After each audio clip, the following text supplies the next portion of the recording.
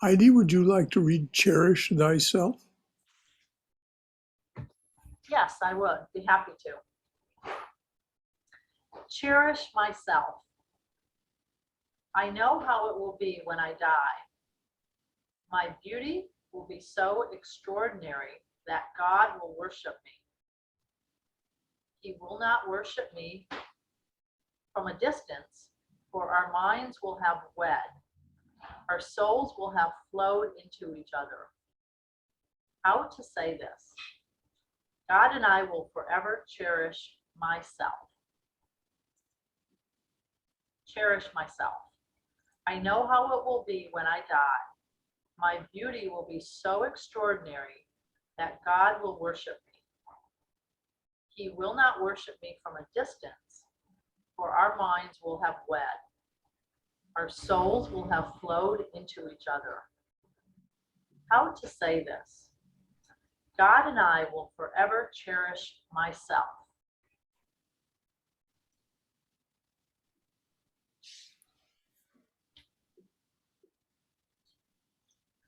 The capital M in myself in the last line, I think, is the key to the whole poem.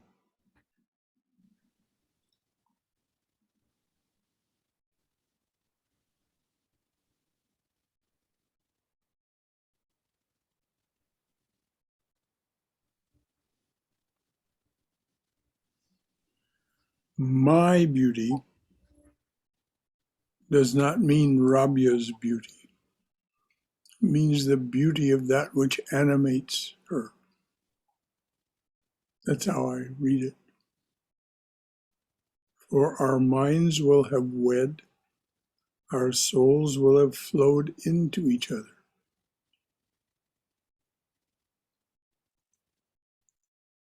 This is the mystical union.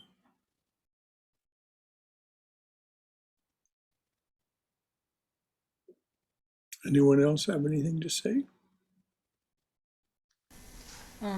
I guess the lines, our minds will have wed, basically signifies that Rabia's mind now is reflecting the pure, I guess, consciousness. No, I don't think that's what it means at all. At least if you're asking me what I think. It means that there is no longer any Rabya's mind.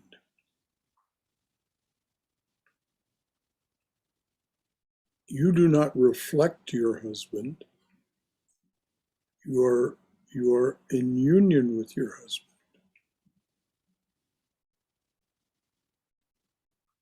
So I don't think she's talking about a reflection at all.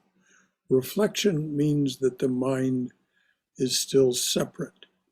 And she says that very clearly, that that's not it. You will not worship me from a distance. In other words, as a separate thing.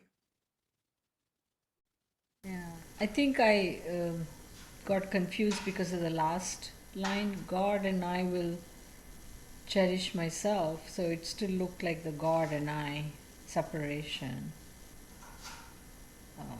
But Well, that's the difficulty apparently of trying to express this mystical union. Yeah, I think it's so beautiful how it ends in that one word, the way you pointed out. It's kind of like even the look of it, it's kind of pointing down, kind of flowing into this unity, right? This oneness. I think what you said, he's pointing to a oneness. You know, it might appear, because she goes, my beauty will be so extraordinary that God, so it's, there is this duality in the way she's speaking about this God being separate.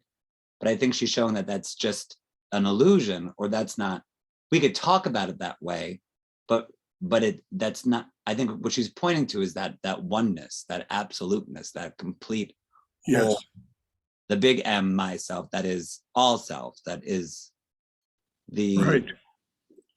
you know, before thought, before we say, oh, there's Brother Shankara, and there, you know, this, oh, you know, that that's just how we just are conceptualizing, right? But this is prior to us being able to describe, we can describe it, but this is here but without the description.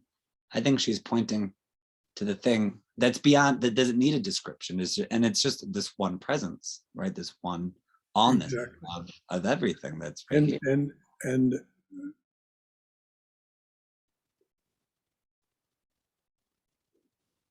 that is the difficulty. We know as human beings, until we achieve this state that she's talking about, all of the teachers and scriptures tell us we know nothing but reflection. So the fact that Swami was looking at it in that way is perfectly natural. We've seen only reflection, because that's what's reflected in this Stardust spacesuit. But then she's saying, when I die, when this spacesuit goes away, then something extraordinary happens. Anyway, that's how I read it. That this mystical union, and of course she's talked about dying before you die. It can happen, and does happen apparently, with these illumined souls. Of course, they couldn't speak this way if it hadn't happened before they left the body. So they cease being in that state where there's reflection, and then return to the body to tell us about it in these sometimes elliptical ways.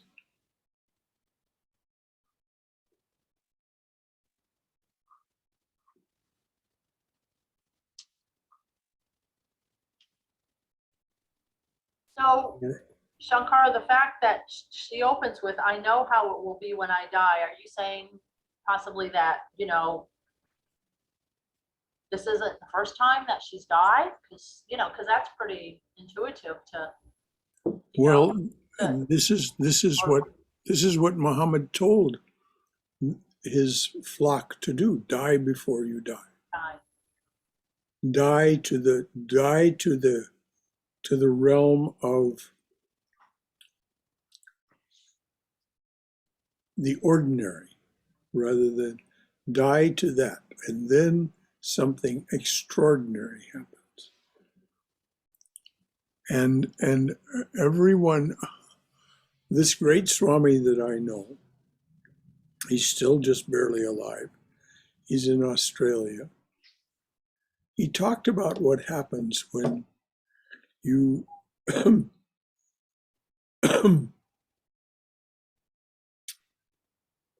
when you achieve perfect reflection. And he says, what is reflected in the mirror of your heart is so beautiful that it's absolutely overwhelming. That is to say, it sweeps you away. But that also the frame for the mirror of your heart, which he characterized as this beautiful Belgian mirror frame. Apparently the Belgians, at one time at least, made extraordinarily beautiful.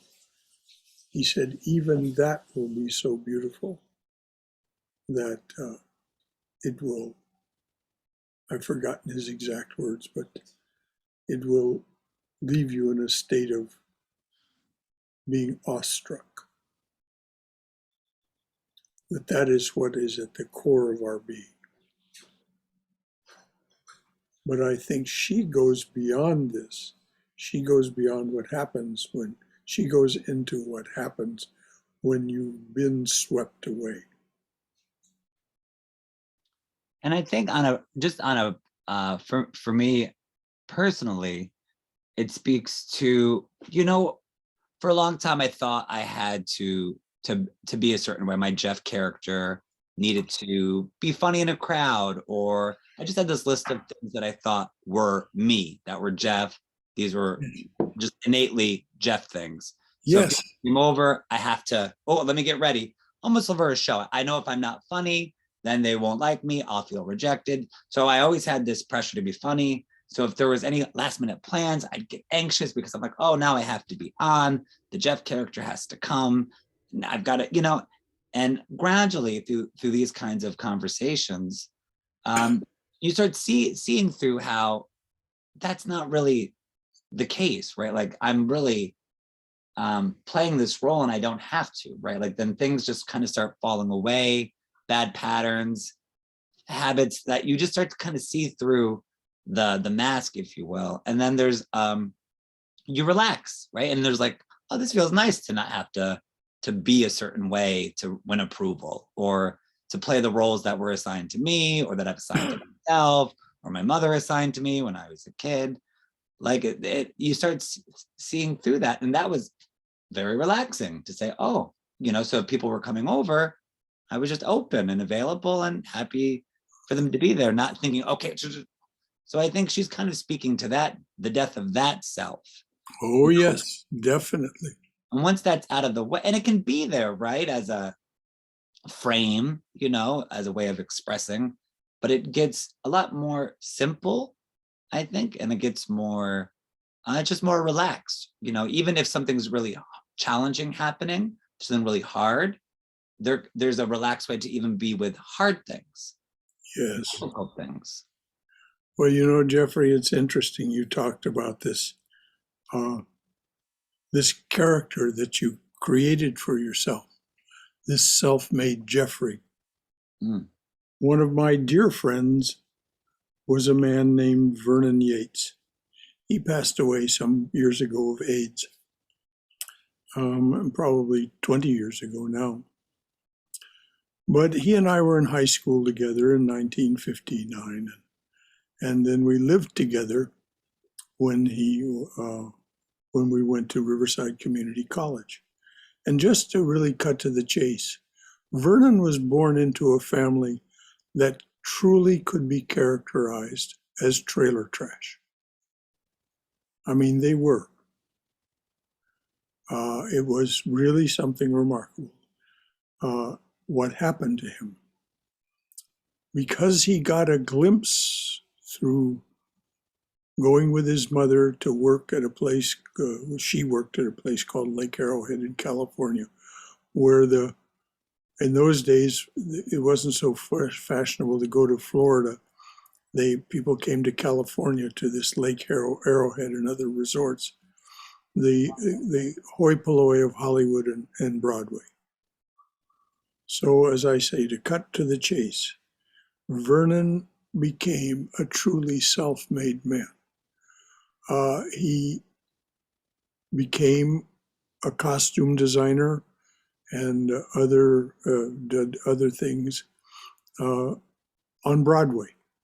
For example, he designed Pippi Longstocking, the original cast and play of Pippi Longstocking. He was the costume designer, and he was known for certain specifics of costume design. And he once made a gown for Helen Hayes for the Tonys. Here's the point. A truly self-made man. He was a character, and lovable,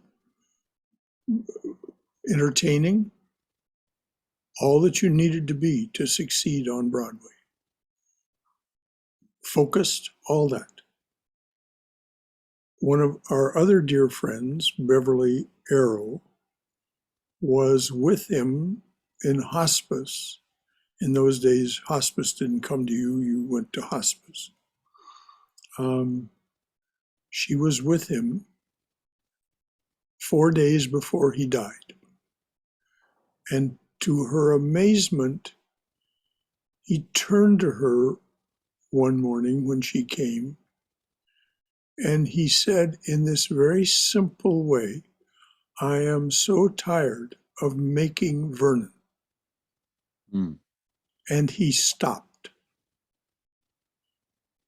That is to say, Beverly could not see any of the Vernon that she had known.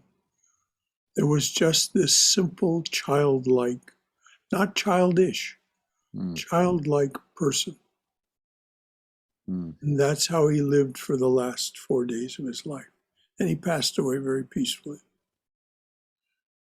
So that's how I relate to what you said, Jeffrey, and I Oh, relate to it so deeply, and so I beautiful. empathize so deeply. That's so beautiful. You know, It is, and I love the word you used, making, Vernon. It's active. It's yeah, constant. It's constant. It's not like we think of us as being a noun, like a set thing, like a vase or a chair. But keeping up all these personas, and there were probably multiple Vernons, not even just the one. There was the Vernon he had to be with his parents, and the Vernon he had to be with his colleagues, and the Vernon he had to be with with the server. We have so many versions of yeah. ourselves, and it is making. It's active. We're constantly doing it, which is why it's so exhausting. So when you stop, Yes. it is like, whoa, this is really peaceful. It's Yes. really peaceful to just be and not make Vernons and make Jeffs or, you know. All of those things that you enumerated, that you made or were making, in Sanskrit, they're called upadhis, limitations, Mm, limitations on who we truly are. And so, what in Sanskrit, what Rabia is talking about here is in this death, whether it be before you die or the actual physical death, all those upadhis go away. mm. They all relate to the Stardust spacesuit. They do not relate to that capital M myself.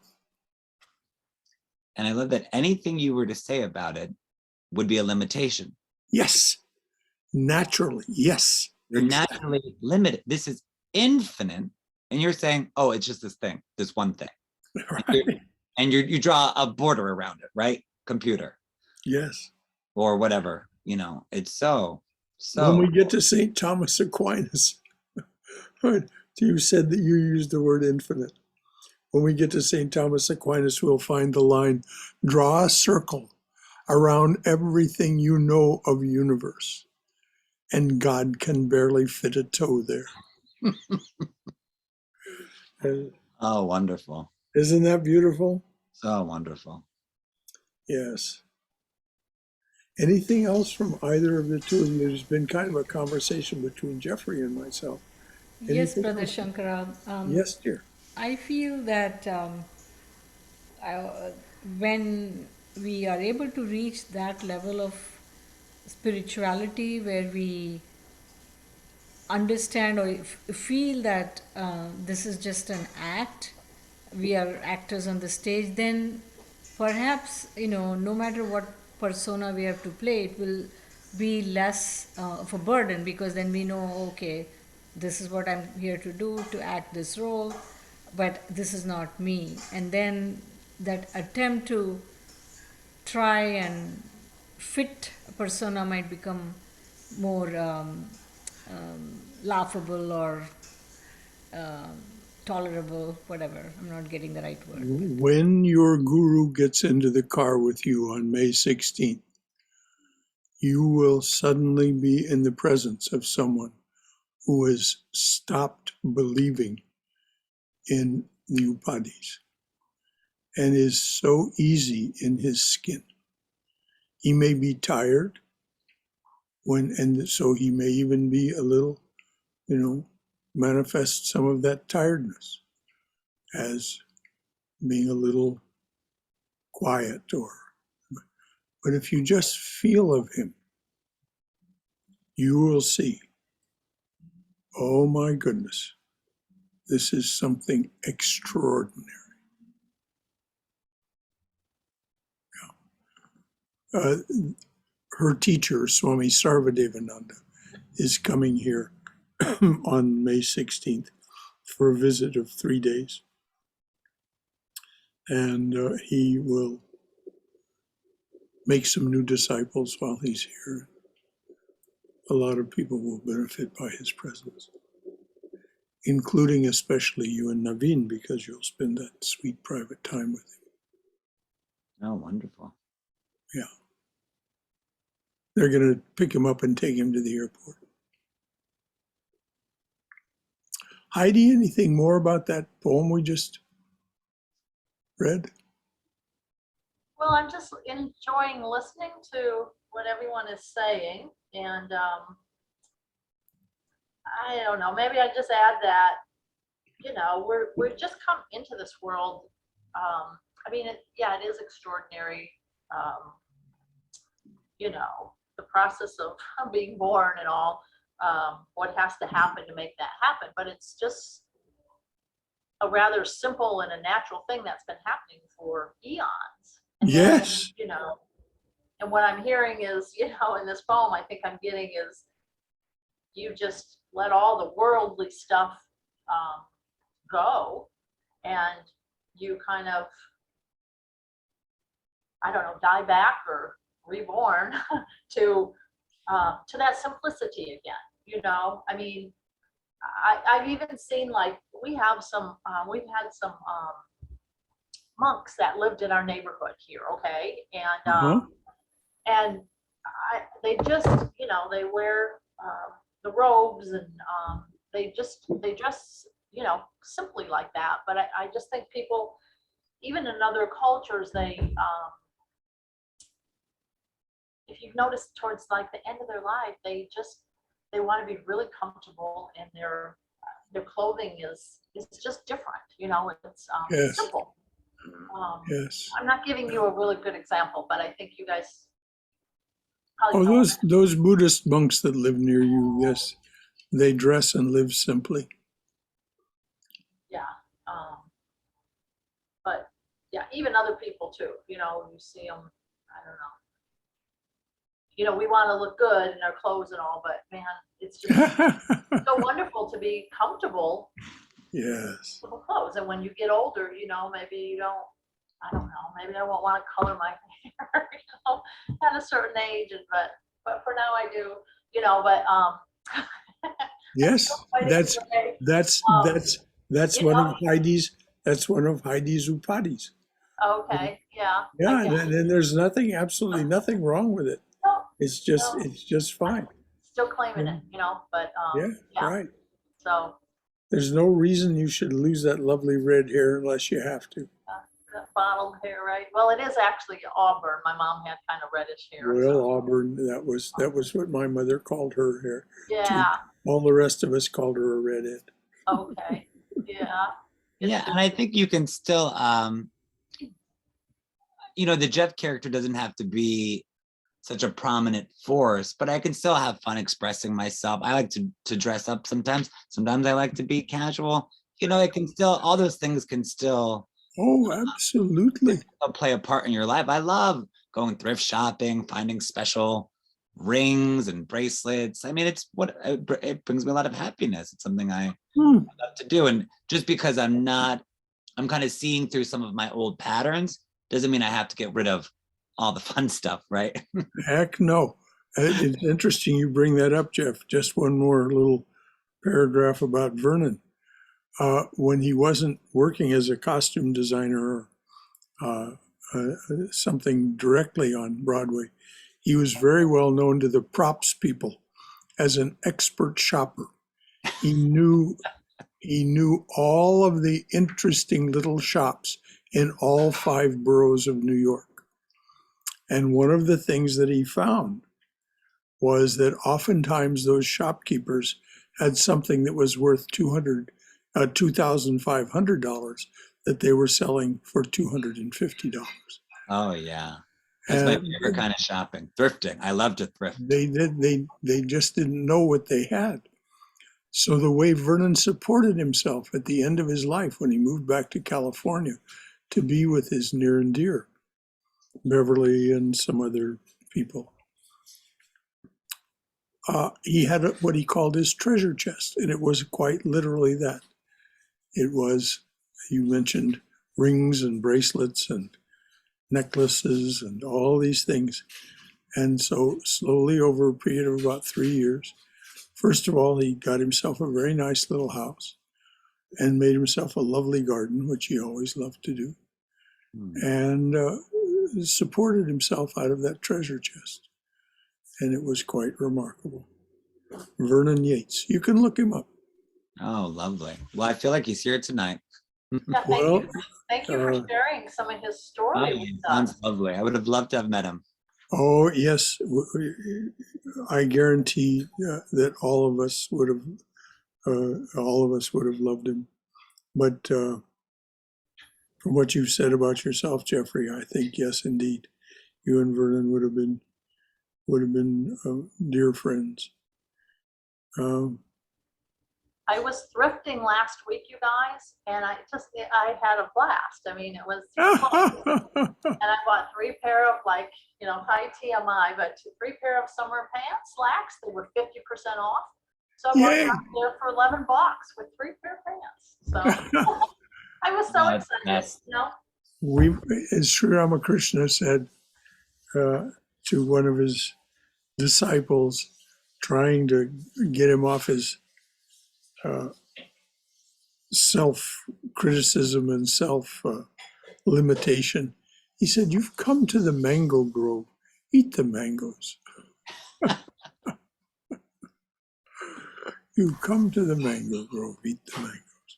But he said, don't count the trees, and don't count the branches on the trees and the leaves on the branches, which was telling him to stop reasoning. Swayam, would you like to read Jealous of a Pond?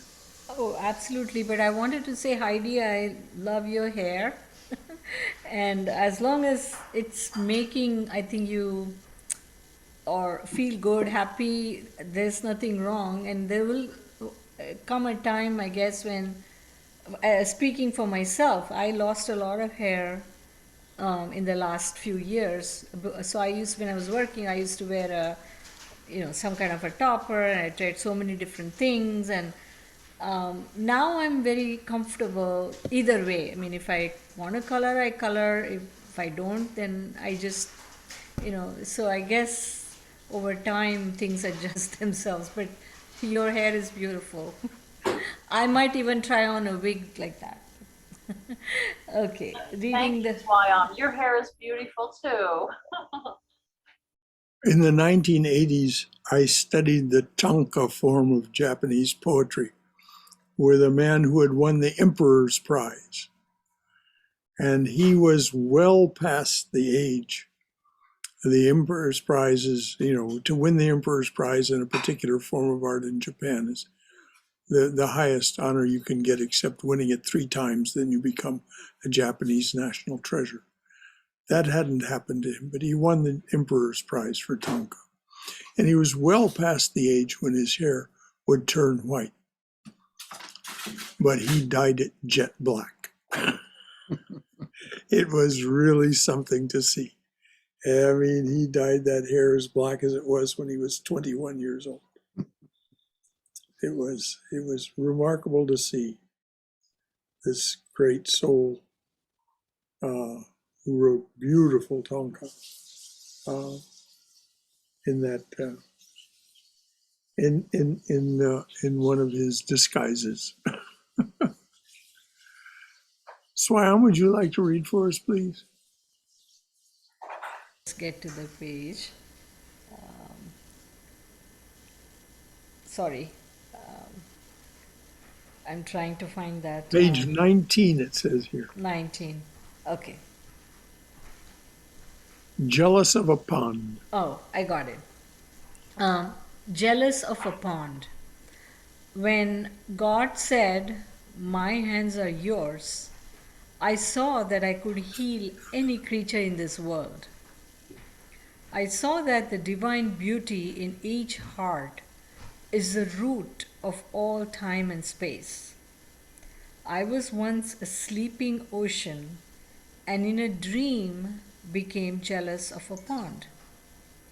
A penny can be eyed in the street, and a war can break out over it amongst the poor. Until we know that God lives in us and we can see Him there, a great poverty we suffer. Jealous of a pond. When God said, "My hands are yours," I saw that I could heal any creature in this world. I saw that the divine beauty in each heart is the root of all time and space. I was once a sleeping ocean, and in a dream became jealous of a pond. A penny can be eyed in the street, and a war can break out over it amongst the poor. Until we know that God lives in us and we can see Him there, a great poverty we suffer. I think this again, flows in from the last poem, like you were talking about the upadhis.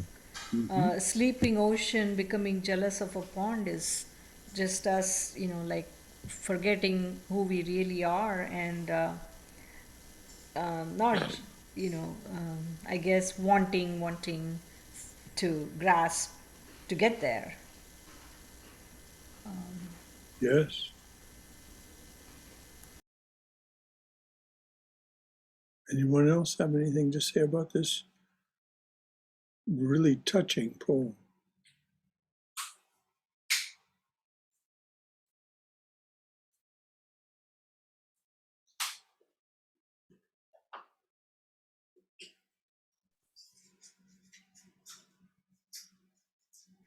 I think it's interesting.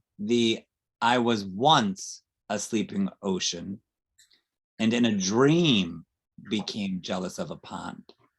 So this idea of once being it no more in the dream, but what does one do to wake up from a dream? They wake up and they realize, oh, but it's the infinite limiting. It's not something limited trying to get to somewhere else that is infinite. It's not I'm limited. How do I get back to infinity? It's an infinity dreaming that it's limited. Yes, That it's very a good. pond. And she asserts that right away in the beginning. The very first lines of the poem assert that in finite relationship that she talks with God and God talks with her. When God said, "My hands are yours,"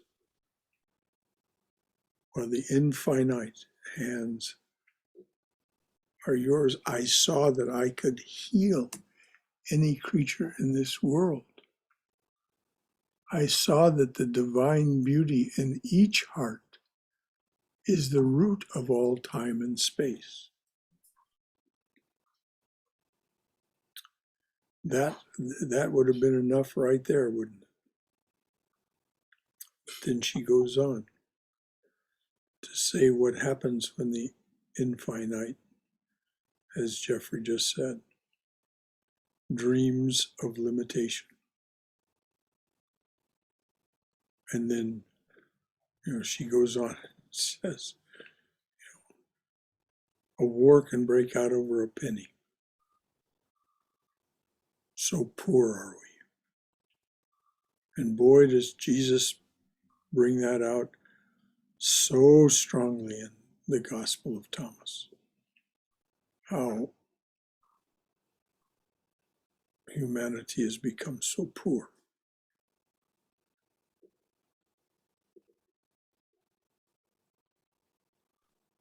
I think too, the choice for a penny, which is something we invented, something that we assigned value to. We all agreed this is, it's not like it's something that it's something we've assigned meaning to. It's something we actually created, and it's something that really has no value aside from what we've given it, which is, it's 1 cent or $100. money is just an idea that we've all agreed to. Right, exactly. Or have been born into, but it's part of, and think about the wars, right? I mean, and what we do for money, right? Or it's, it's, Yes. and not just, I think not just poor in terms of financially, but poor in spirit, where one would be, I don't think he's talking about someone who has nothing to eat. No, that's not the poverty that he's talking Right.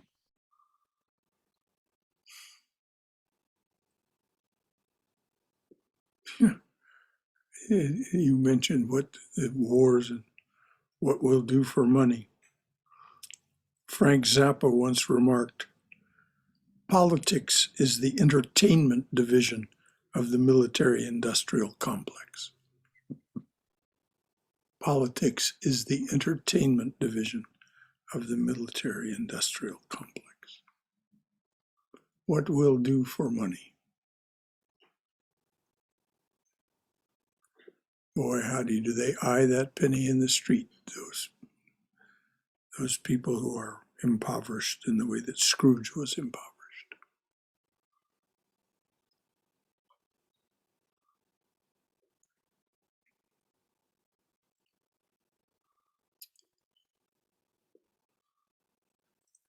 But, she says that we too can know what she knew in the first lines of the poem.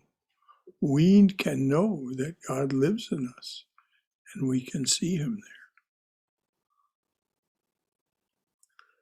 there. That's the thing about these love poems from God. These are not secular poems. These are poems about God, from God.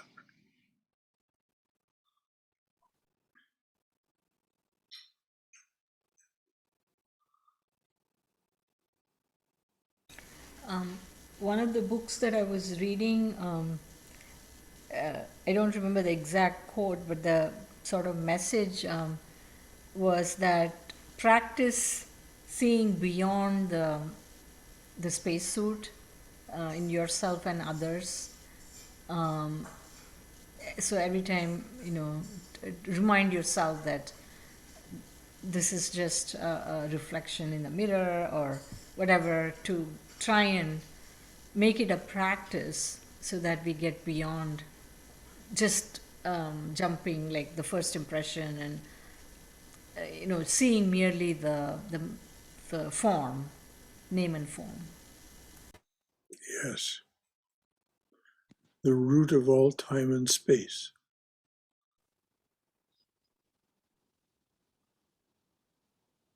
I think sometimes it sounds so good, right? Like, oh, I need to let go. I need to just get out of my spacesuit. And if it was just as easy as unzipping a sweater and putting it aside, but we've been so habituated for so long, so conditioned from a child that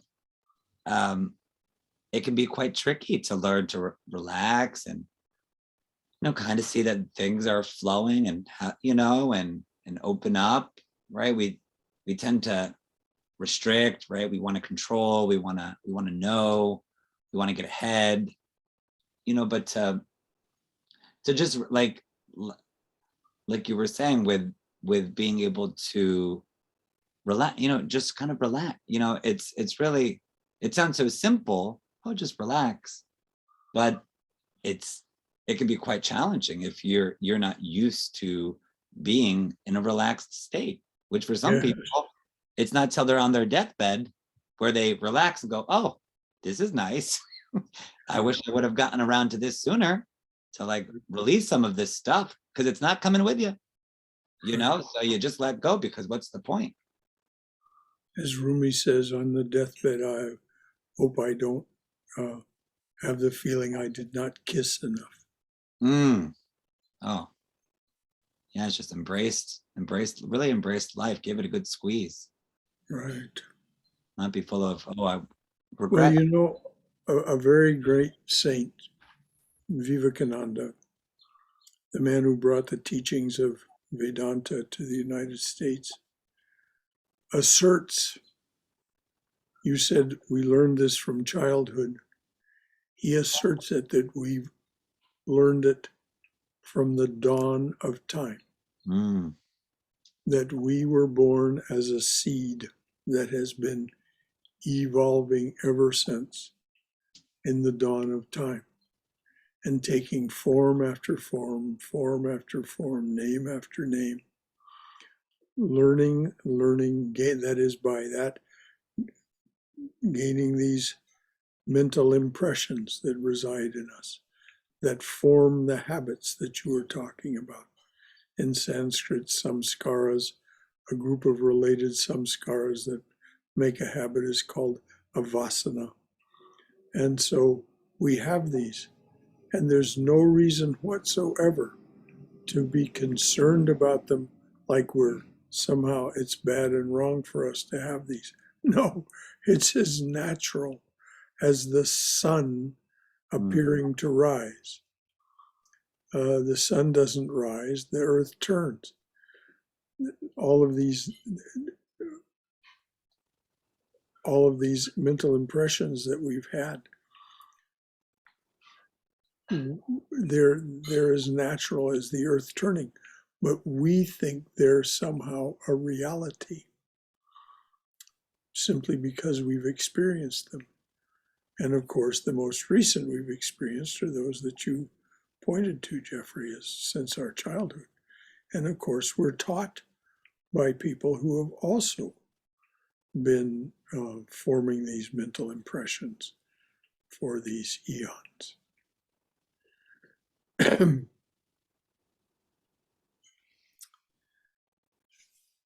Anything else about this lovely poem we just read? Okay, Jeffrey, would you be so kind as to read? I hope God thinks like that. Oh, absolutely. I hope God thinks like that. There is a dog I sometimes take for a walk and turn loose in a field. When I can't give her that freedom, I feel in debt. I hope God thinks like that and is keeping track of all the bliss he owes me.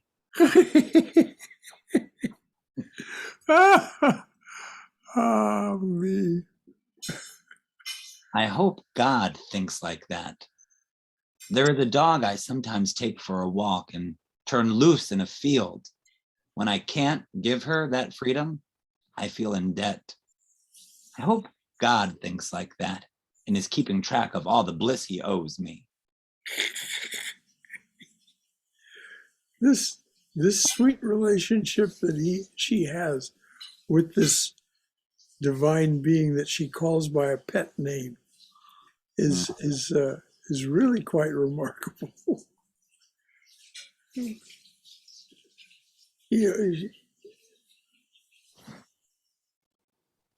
And it starts with her compassion for the dog. You know, that's just as genuine as it can genuinely be. When I can't give her that freedom, I feel in debt.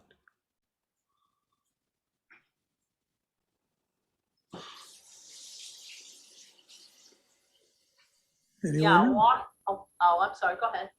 No, you, Heidi, please. I was just gonna say a walk is great, but off leash is even better, you know? Mm-hmm. I mean, who doesn't wanna tear across the field or wherever it is? So, yeah. Yeah. Limitation, lack of limitation. Yes. Lack of bliss, bliss. Yes. And I love the image. I mean, this really struck a chord because I do have two dogs. Uh-huh. And I live in Chicago, so we don't have so many fields everywhere. But it's so important to me that they get time outside and they get exercise and that they're off leash. So I find dog parks or school parking lots that are fenced in. And there is something to seeing a dog frolic. And I have two, so it's double. Oh, There's yes. a dog frolic in an open field that really communicates God.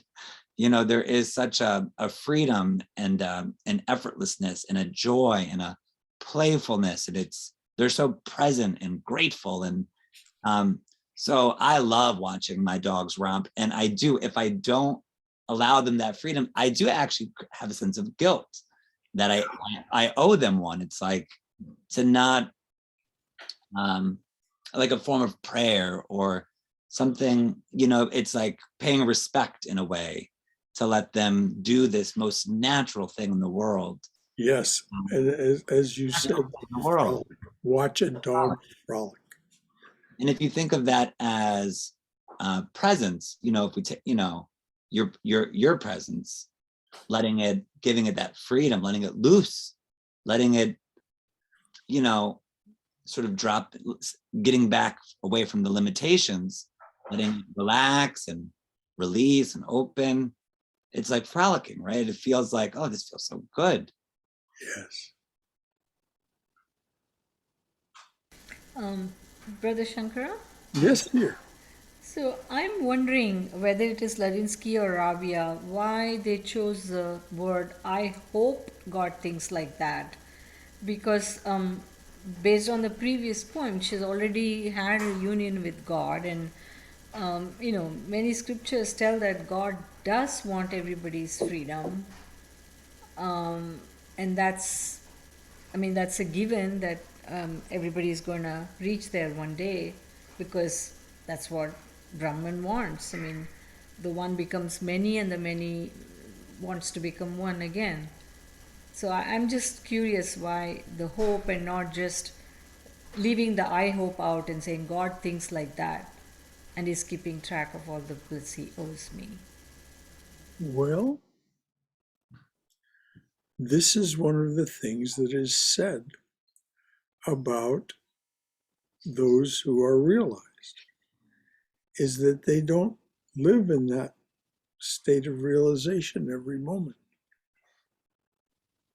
They, as Sri Ramakrishna says, even the most expert singer cannot keep her voice always on the highest note. So these, hang on just a second. I'm sorry, I can't talk just now. I'm in a class.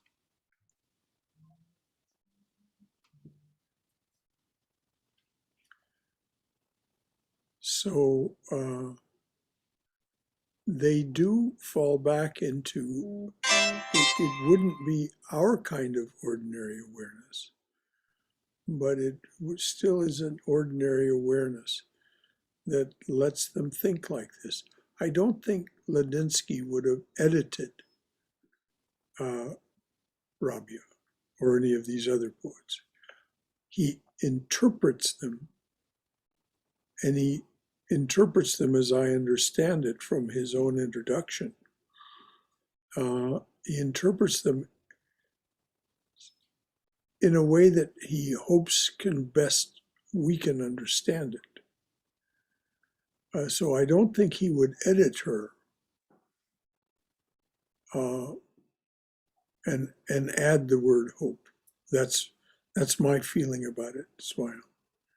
That she did actually write this in a more ordinary state of awareness than this state of awareness where she was aware that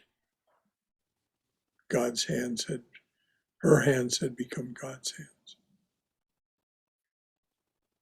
Does that make sense? Absolutely. And that raises this curiosity question. What was the language that Rabia originally wrote in? Is that known? Oh, yes, it's known, of course. If I'm not mistaken, it's Persian. Can somebody quickly go back that has the book, go back and quickly? She grew up in a part of ancient Mesopotamia that is now Iraq. So it was Mesopotamian that she wrote in. Yes, thank you. No problem.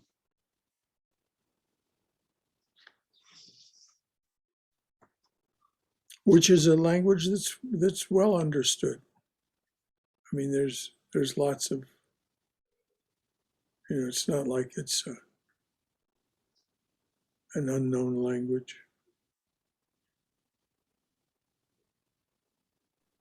And don't you guys too think that last stanza there, I hope God thinks like that and is keeping track of all the bliss he owes me?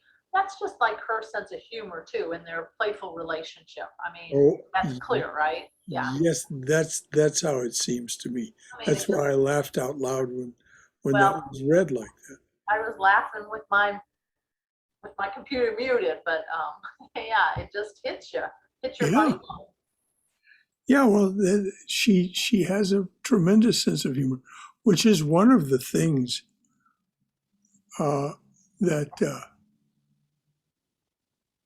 is true of every one of these characters. Some of them more than other, but she even says is keeping track of all the bliss that he owes me. Yeah, good. Well, it's 8:28, folks.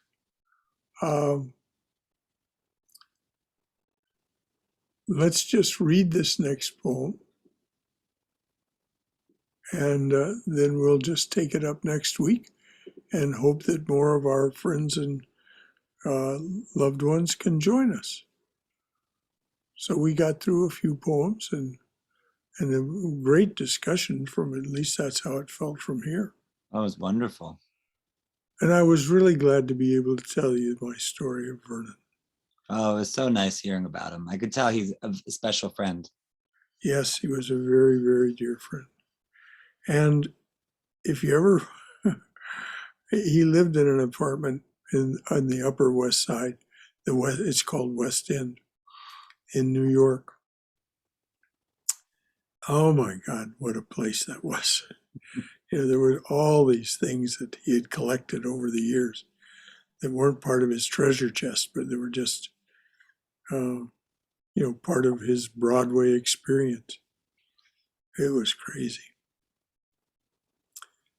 So yeah, if you look up the credits for Pippi Longstocking, you'll find Vernon Yates. That was he designed many other shows and parts of many other shows, but that was his crowning achievement. So who'd like to read this poem? Heidi, you want to read this? I think you started last today. We'll start off and finish off here. How about that? Yeah. It acts like love.